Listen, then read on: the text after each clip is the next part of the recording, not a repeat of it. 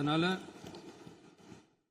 எங்களுக்கு பாடம் எடுக்கிறதா நினைச்சுக்கிட்டு உங்க வேஷத்தை நீங்களே கொஞ்சம் கொஞ்சமா கலைச்சிக்கிட்டே வர்றீங்க, மறந்துடாதீங்க. அப்புறம்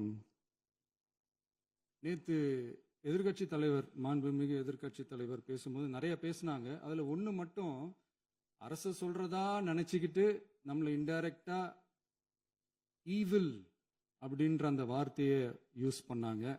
எனக்கு ஒன்னே ஒண்ணுதான் சொல்லணும்னு தோணுது.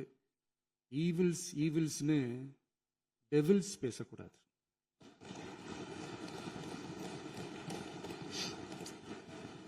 அவங்க இருந்திருந்தா ஒரு ஆக்ஷன் பண்ணணும்னு எனக்கு தோணுச்சு. எல்லாரும் போயிட்டாங்க. இல்ல பர்மிஷன் பண்ணலாமா? இப்பவும் பண்ணலாம், ஒன்றும் தப்பு இல்லை.